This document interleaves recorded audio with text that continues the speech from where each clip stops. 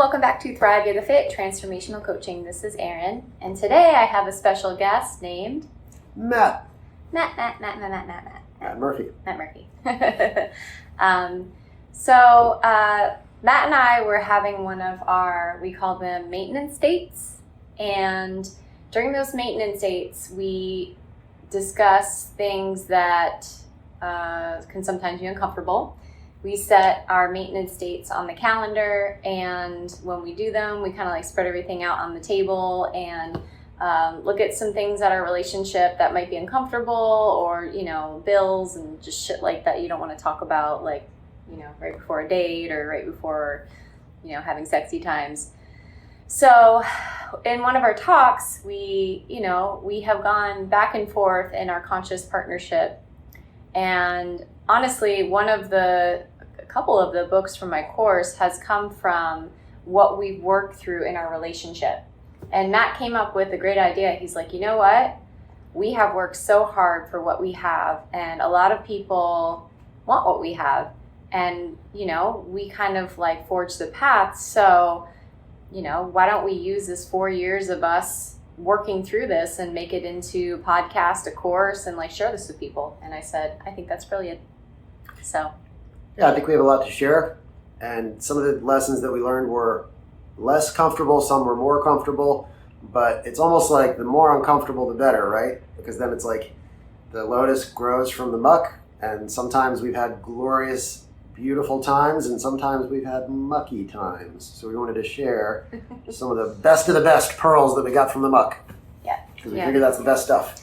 So anything that makes it easier for people to, you know, because we've gotten help along the way, and some of the ideas that we have are original, others are taken from different sources, which we give credit to. But what's special about us is maybe the way that we present and kind of package it so that you can understand it. And also it is a collection of things that have worked for us, and you're getting it all in one place rather than having to cherry pick. So I think that in itself is valuable, and you know, maybe you'll resonate with our perspective. So like I was saying, a lot of the things that we have worked through turned into some course books in my coach certification. The most recent one being the Relationship Toolbox. So we worked with a coach. Her name was Nicole Boltz, and she's actually out of Germany. And she introduced us to a couple of things, like the window of tolerance, which we'll talk about. I specifically sought out a coach that was great with nonviolent communication, because both Matt and I, you know, we're headstrong. Sometimes we like to be right. Yes, we like to be right. I'm like, I'm gonna go down with this ship. Yeah. So, because of that, you know, we would get into a lot of arguments, and you know, I'm reading a book now called Love and Respect, and the man calls it the crazy cycle, and I was like, ooh, that's a good name for it, because you know, you get caught up in this cycle, and you know, you can get, I know I can get really nasty, and like Matt can get, how would you describe you? I'll let you describe you in those cycles. Yeah, I mean, I can get irritated. I can get unpleasant, 100%. If I, you know, sometimes I can be easier to get along with, but sometimes I can be like, you know, one side is the napkin, the other side is sandpaper. So there you go. So in our explorations and coaching, there were things that were difficult for me, difficult for Matt, and then we eventually started working through things. So nonviolent communication, expressing needs, these are a couple of the tools that we have learned and that we try to integrate into our relationship. So I guess let's start with the window of tolerance, which is one that we both use. Let's start with space. Okay. Yeah. So space, like sacred space, is something that Tara Brach talks about. She is a teacher on Insight Timer, but there's many different teachers, spiritual teachers, that talk about sacred space. So sometimes when you are in an argument, it feels like there's no space. Especially for me, I know, you know, like I run a business. I have a lot of things, of things going on often. And so for me, can have a tendency to get stressed. And then it's like, if we have something uncomfortable to talk about on top of the stress that I'm already like, oh, I hope that could be like a freeze frame of like this whole series, like, ooh. Then it seems like a lot, and my tolerance, my emotional bandwidth is very wee. So having a language for that and making it okay, rather than like, oh God, how come I can't handle this? I'm just like my mom, like, oh my God, I'm gonna like shut down. Like it being okay and giving permission, as long as you use the word like, or the phrase, I need space, and having some like time frame to it. So I'll just like start and say that, like, as far as using that tool, I have found all the ways to abuse it, certainly. My attachment style, that's another thing, attachment styles. So attachment style, I am fearful avoidant. Every time I test, I get that. Like, I sometimes have some tendencies towards being anxious, but I think mostly I'm fearful avoidant. And so when I want space, I'm just like, I need space. And like, if you can picture like a superhero, like Pikachu. And Matt's like, okay, how long? And I'm like, forever, till the end of time. And Matt's like, all right, so that's not reasonable. Pikachu, I choose forever. Yeah, so it's not reasonable, and he'll just kind of bring my awareness to that. I definitely have trauma triggers, so when he brings awareness to it, I have to take a few breaths, say, okay. And I'll just check in with my heart and see, like, how long is this going to take me to process? 20 minutes, 5 minutes, 10 minutes. When we first started doing it, I was like, I need a day, which was still unreasonable. And then I said, okay, I need a couple of hours. We tried that, and, you know. Although that's still reasonably close to the mark for anyone who's had trauma issues. If you try to shortchange it for an hour, and if it has to do with the trauma trigger, one of the things that we realized through, you know, external advice by professionals is that, like, if it's a trauma trigger thing, 3 hours might actually be a good sweet spot. Yeah. An hour can be too short. Yep. So little asterisks there in case it's helpful for you guys. Yeah, that was something that I learned from a therapist, like a trauma therapist.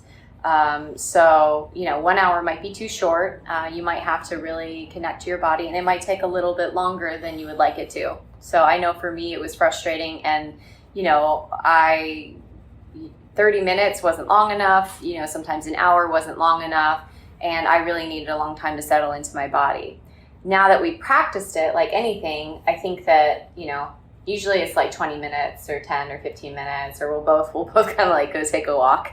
Yeah, one of the things that I personally had to get better at, and I still could be a lot better about, is like sometimes going as far as to physically take myself to another space. Like, not only giving her space, as in like, don't engage with her, don't, you know, do those sorts of things, but like, hey, maybe you should, if you have the luxury, if you have the opportunity, literally give her space, like expansively.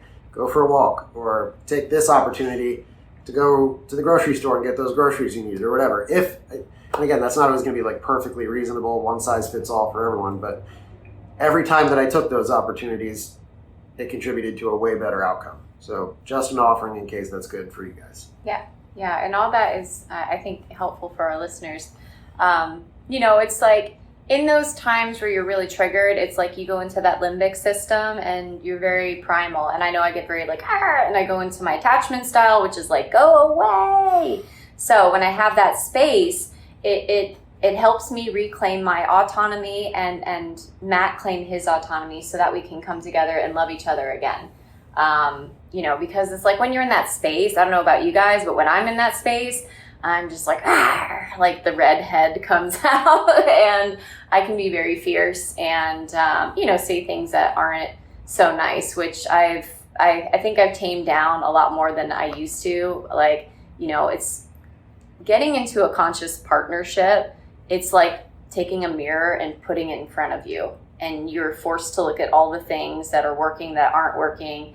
And if you're committed in the relationship, which we are, then to make it work, you're going to have to look at those things. You're going to have to journey through the dark to find light. And, so taking space might be a first step for a lot of people. And then I'm going to kind of dovetail into window of tolerance. So how do you know when you need to take space? So there's this concept of window of tolerance.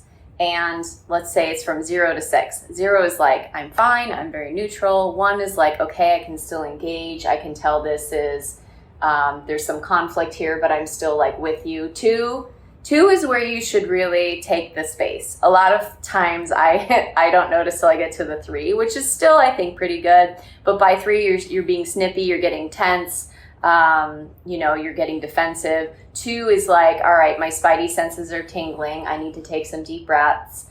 And I'm getting too enmeshed here.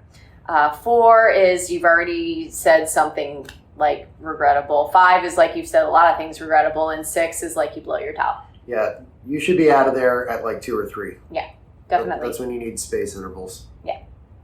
So if you can kind of have a measuring stick as far as, okay, well, Erin, when do I, need to take space? If you're at that 2 teetering towards 3, if you could catch it then and like stay present, and also, just know that you can take space. You don't have to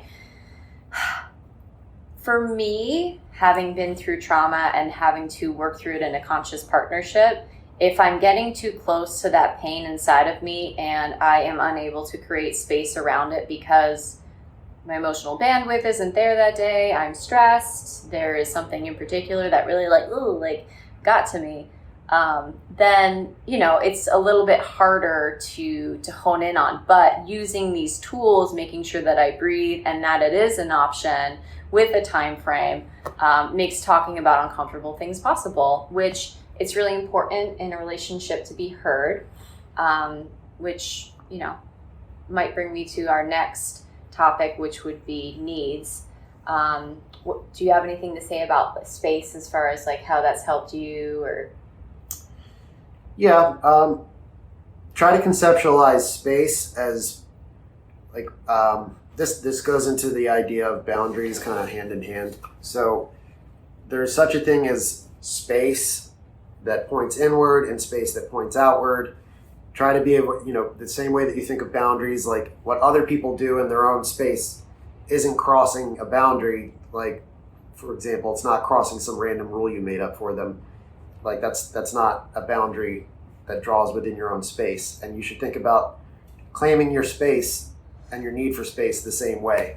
And a practical example of that would be making this as easy as possible and as effective as possible would be like, if you're going to claim space somewhere, maybe don't do it in a high traffic area, or if you share a bedroom or something, it's not that you can't do that, but if you have another option for a space that's more intimately yours, then it becomes even easier for you to have clear spatial boundary markers which point inward towards you where you're working on your stuff, rather than your need for space radiating outward everywhere, and everyone kind of has to adapt to that, to where it accidentally becomes you're dominating the space because you needed space. So hopefully that makes sense for everyone. But a need for space is supposed to be a good healing thing for you. It's not necessarily supposed to be something that flip side leads to you taking over space. So there's a fine line there, and that's one of the only other caveats that I would put there.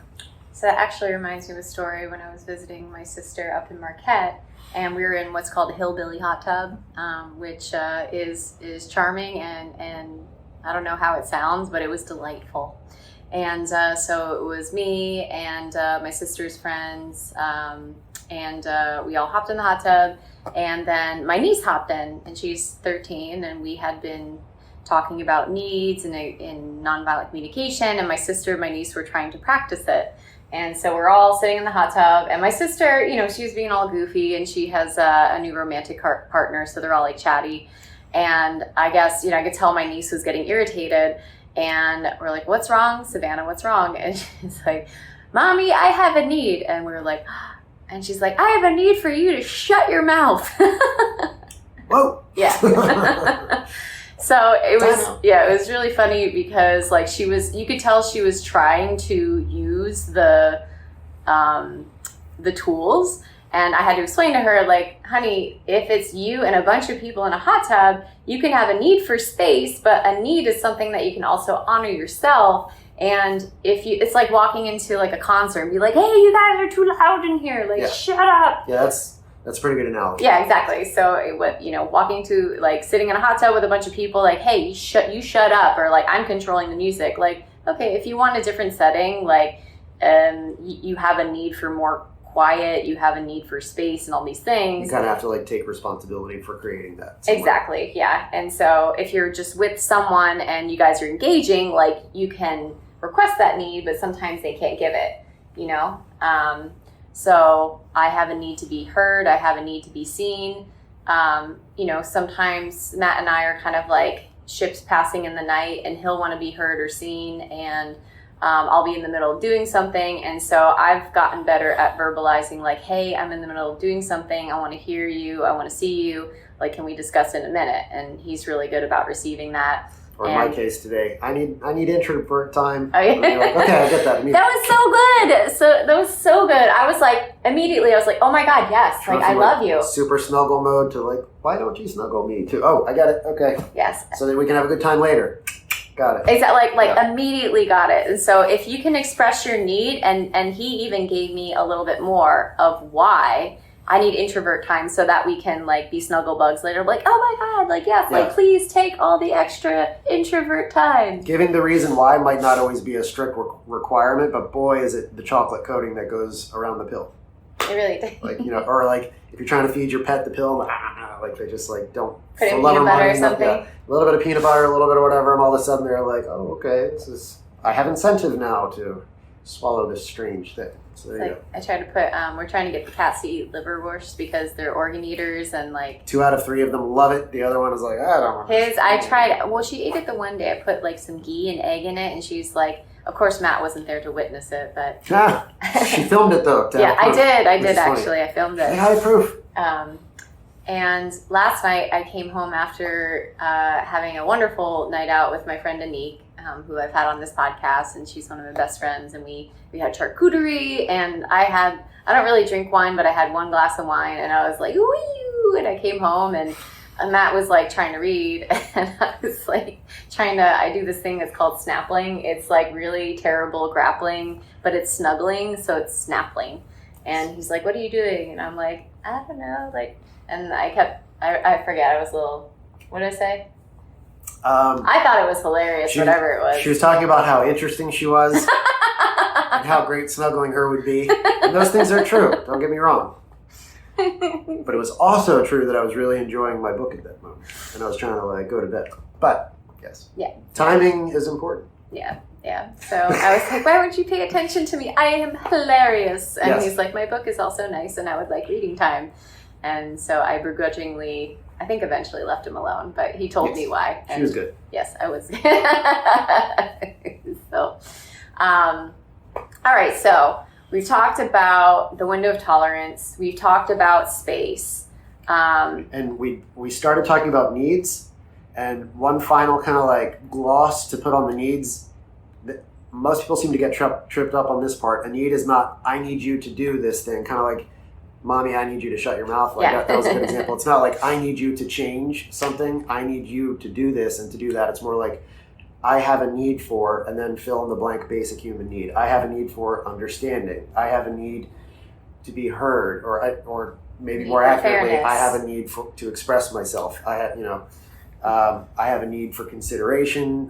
Those sorts of things. Not like I have a need for, and then whatever goes in that blank is like a thinly masquerading kind of order for the other person to fulfill. It's not. So it takes a little bit of practice to kind of like make that differentiation, but once you get the hang of it, where it's like, hey, what is the need that's like, that we talked about that space bubble before, like the things that are within my space bubble, like that's the need, not like, how am I controlling the outside world around me and calling it a need? Yeah. So that's one of the differentiations. The presentation makes it like, it neutralizes it. So for example, I was like, I need you to take out the garbage, like now, like that's a demand. I am demanding him to do that. And rather, if we were talking about splitting up chores, and Matt, by the way, is awesome. He always takes out the garbage. I don't even have to say anything. But if I was like, hypothetically, we have a need for a clean living space. Like I have a need for a clean living space. Would you be able to take out the garbage? Just a simple example.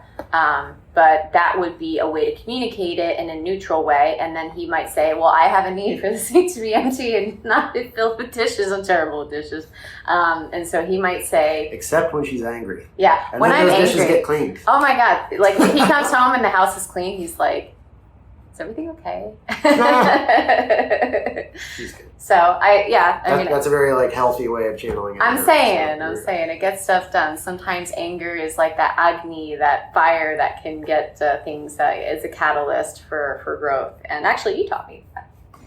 You said that sometimes anger is a great emotion and it gets things going. It's better than resentment. It's a step upward. I agree. It's got a higher vibe. Which is another like more life hacky. It's less of a formal tool and more of a life hacky thing. Maybe we'll come back to before the end of this. Life hacks with Matt Murphy. So one more thing I want to talk about with space that has really helped us. And again, this podcast is being recorded for people who are in a partnership that's conscious and you want to work it out. You love each other, but you drop into your humanness. Something that helps us when we come back from having space is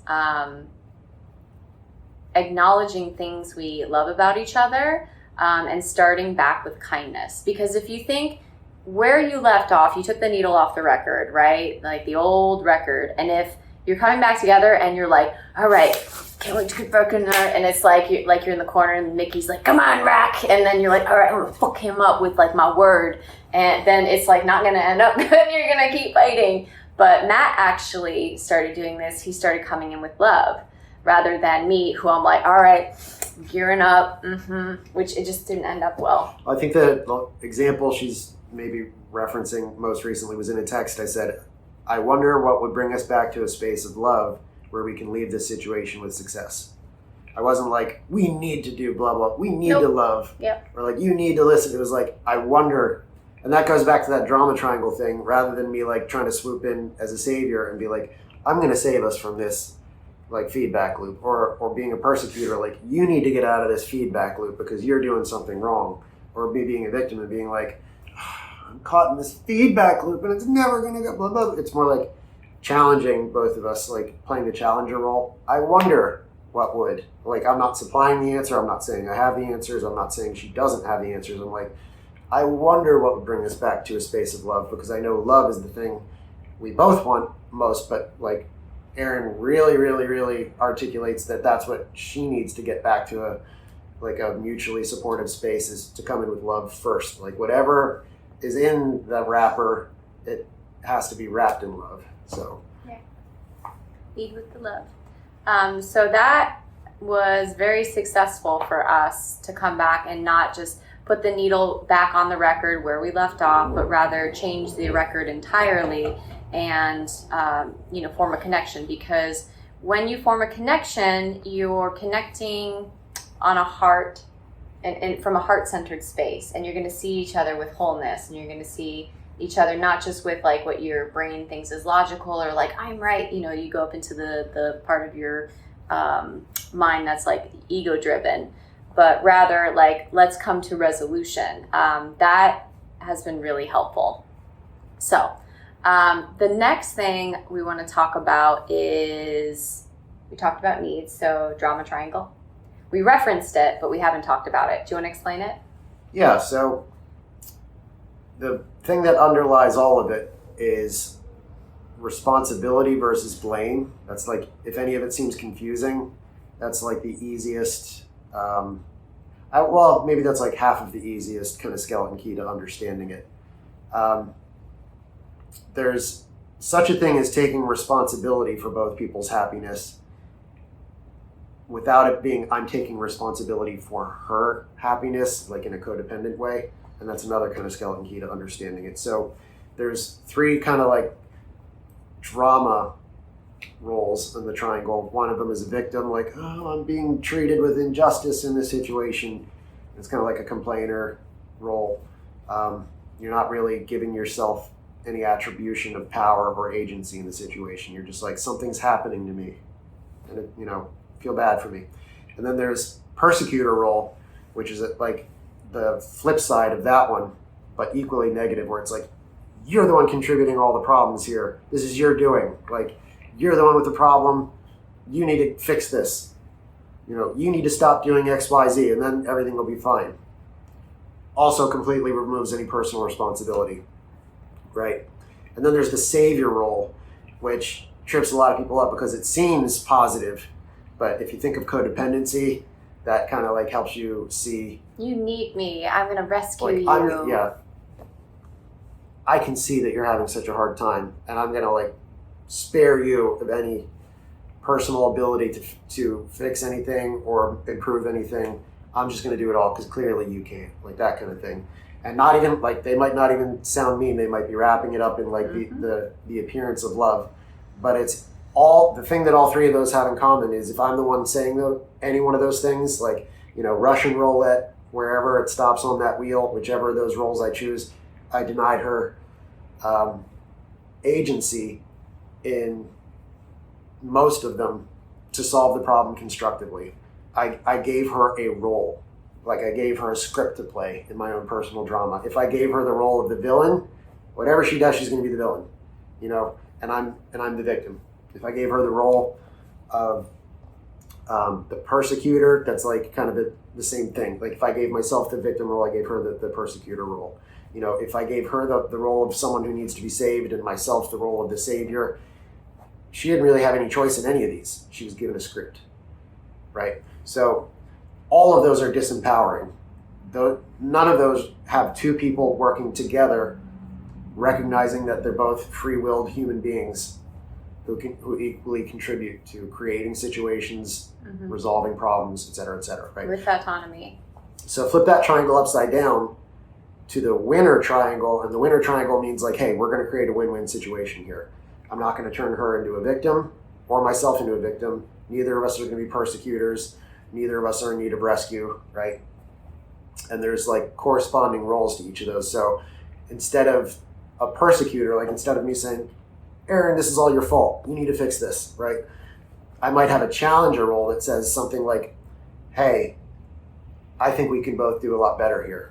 And I bet if we like come up with some compassionate ideas, we can figure it out. What can we do to come back into a space of love? Like basically what he said the other day to me would be an example of that. So that's a pretty good example. Instead of a victim role, if I gave myself the victim role, what I'm basically saying is I have no control over the situation. Things just happen to me, right? But the opposite side of a victim is a creator. Like, you look at the guy in a prison cell who seems to have all his freedoms taken away, and yet he finds some way to make art. He like creates in this situation where he seems to have nothing. It was actually a perfect example of Kuhat, my student who is now since not incarcerated, and it's really awesome. I'm actually going to have him on the podcast. So that's a great example. Someone who seems to have all their options taken away, but nonetheless creates seemingly out of nothing. And beautiful art. So a creator role would be like, no matter how tempted we might be to have like overwhelm, or how tempted we might be to get caught up in the drama and say like, oh, there's nothing that can get us out of this. Like, creator role says, what can we create? Can we create a new system? Can we create a new environment that'll make this better? Can we create a new habit? Can we, creator role busts out their creative tools, and they create something out of nothing.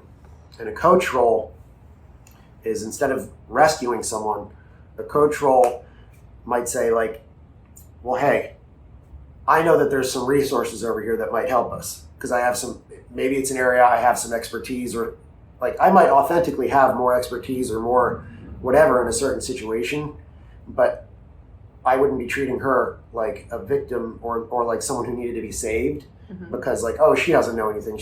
I'm the expert here and she's not. It's more like I would put myself in the same role as her and say, if I'm playing a coach role, like, well, hey, I know where we can put ourselves in the lane for success, right? Like a coach doesn't go in and do the thing for the athlete. The coach says, here's the things that needs to happen for the athlete to succeed. And that's kind of like the similar thing. Like, hey, I want to share, Erin, these are some things that I noticed are like success factors this couple over here had. I read this in this book. I read this in this tool. And these things seem to work for these people. I think it'd be a good idea for us to review that material. Like, that's just one example. So it takes all of those disempowering roles and flips them over into empowering roles. Does that make sense? I think so. And one thing I would like to add on with coaching is like holding present space for people and asking them questions, but like choosing to love them, not based on their actions, just for them existing as being a human, can a lot of the times help people be courageous enough to be able to explore their own life without so much shame and pain and all these things. So as far as the drama triangle, the way that we use it is, or for me personally, I try to like check in, like, okay, am I thinking that Matt is a persecutor? Am I being the victim? Oh yeah, okay, there I am. And then it's like, okay, we'll pause. Like, that's not how I want to think about my partner. And certainly being a victim, I feel helpless. And so like, what can we create from that? And then that's pretty good about challenging the situation. So it's, the drama triangle is something that we can all kind of like fall into. And getting out of it, I think it, part of it is awareness, recognition of your patterns, of your habits. And it, if you don't recognize and have awareness around these things, then you can't correct them. The thing is, the first step is being aware. So sometimes when I talk about the drama triangle to my new coaching clients, I'll hear their story. I'm like, that's interesting. Like, it seems like you're a victim in a lot of these stories. Can we bring awareness to that? Not saying that it wasn't a hard time, not saying that you should have been abused or whatever it is, but it's like, if you have a lot of stories where you are the victim and it's like, oh, it couldn't have been helped, blah, blah, blah, like, it's worth looking at. Yeah. You can prompt yourself too, like, if you're not sure what role you're playing, like, what would it look like if I was playing a victim role, or what would it look like if I was playing a persecutor role?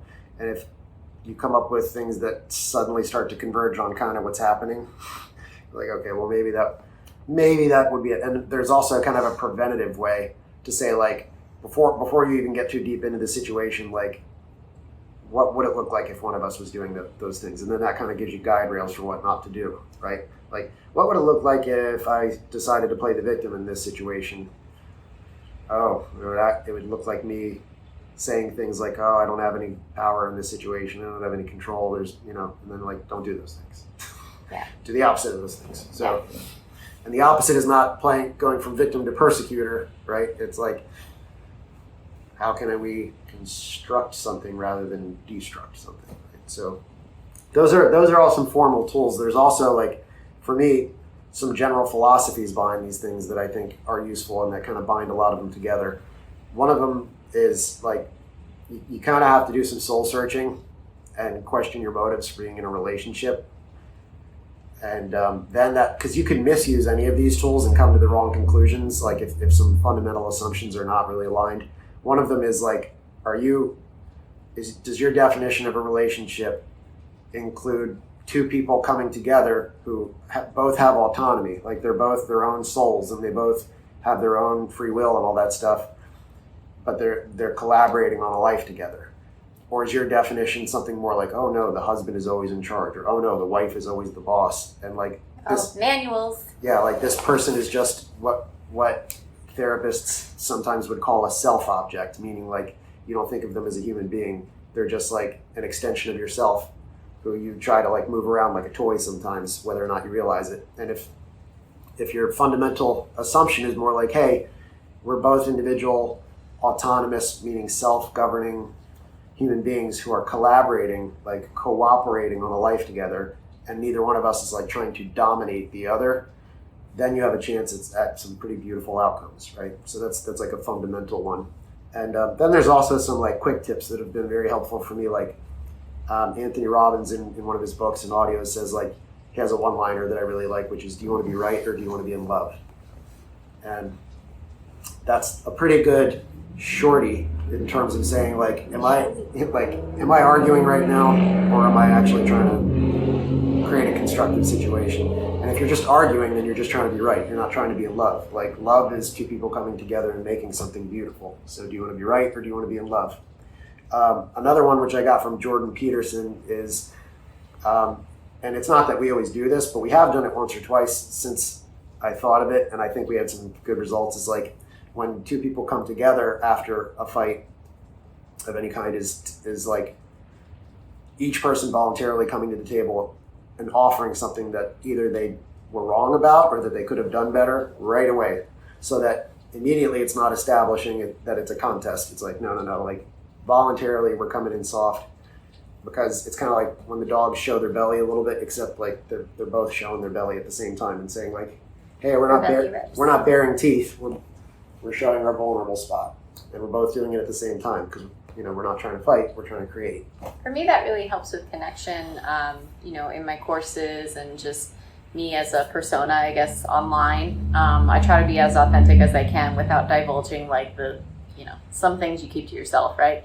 But certainly when I'm around people who are vulnerable, it's much easier to connect. People have said to me that they feel safe with me and they're able to open up because of vulnerability. And it's like, if you don't have that in your relationship, at least for me, it's much harder to connect hearts when people aren't vulnerable.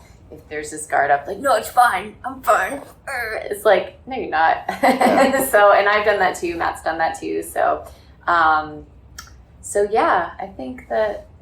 Oh, one other thing I wanted to mention, because I mentioned earlier in this recording that I might come back to it, but another useful tool for me is another one I got from Jordan Peterson, which is listen to your resentment.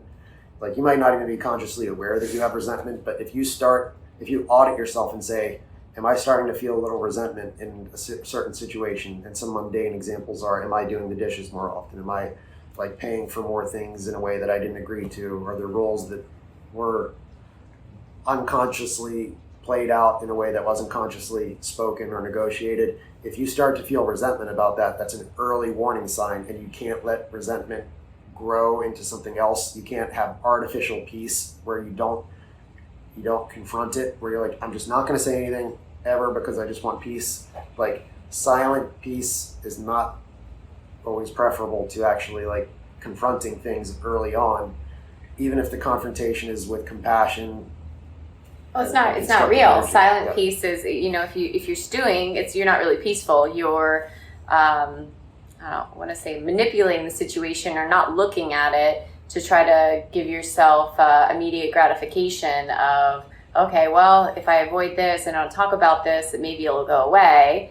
And I mean, sometimes if it's like small potatoes, it will. But if it happens a lot and it builds up, then no, it's going to cause resentment. It's going to cause a wedge in your relationship.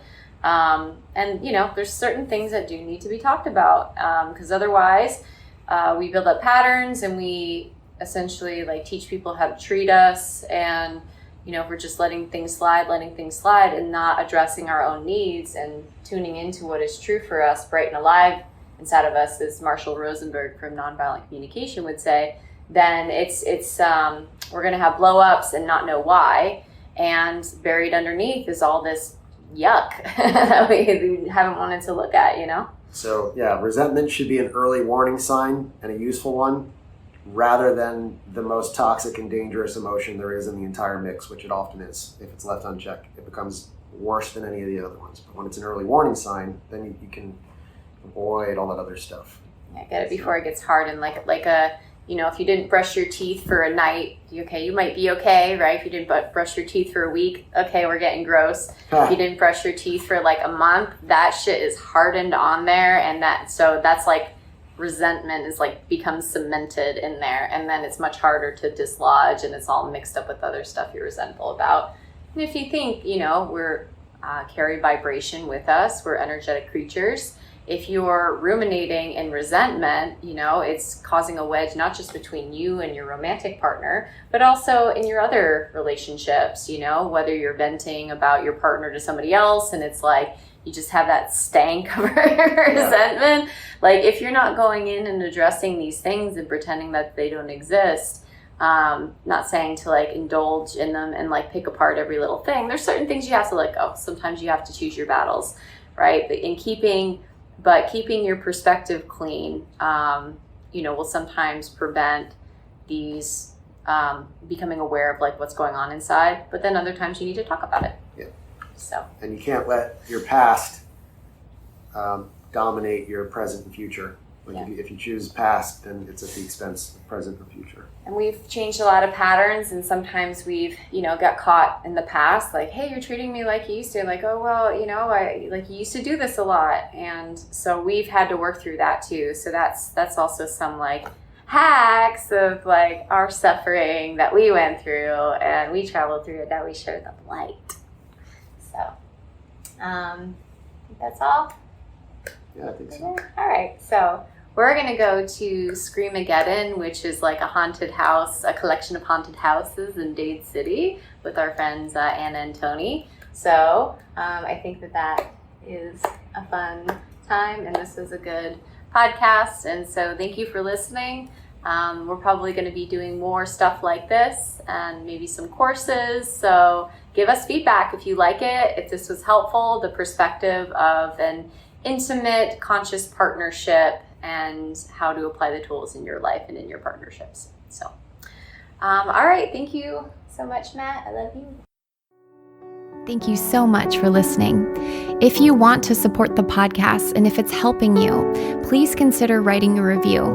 You can go to iTunes or Google Play, go into the search bar and type in Thrive Yoga Fit Transformational Coaching, scroll down, and you can leave a review. This helps other people to find me as well as bumps us up in the search ratings. Also, this podcast is sponsor-free, so that means we don't receive anything for doing it. If you feel so inclined and this podcast is helping to support you and you want to return the favor and help to support any production costs of the podcast, feel free to give a donation to a Venmo link, Thrive Yoga Fit, or PayPal, Erin@erincoach.com. If you don't have the means, don't worry about it. We're not going anywhere. You're all good. But if you would like to give back, you can give back in those ways. Last thing, we have a coaching certification coming up, and it's 7 days of an intensive work, followed by a 3-month mentorship. You will not find another teacher that's more passionate and dedicated than I am to my students and their learning, and not just their learning, but the application and how they show up in their life. If you've been listening to this podcast and it's had a huge impact on your life, just imagine what it would be like to spend 7 intensive days with me and then a 3-month mentorship. You can check that out at thriveyogafit.com/coach-certification. Again, thriveyogafit.com/coach-certification. Thank you so much. Namaste.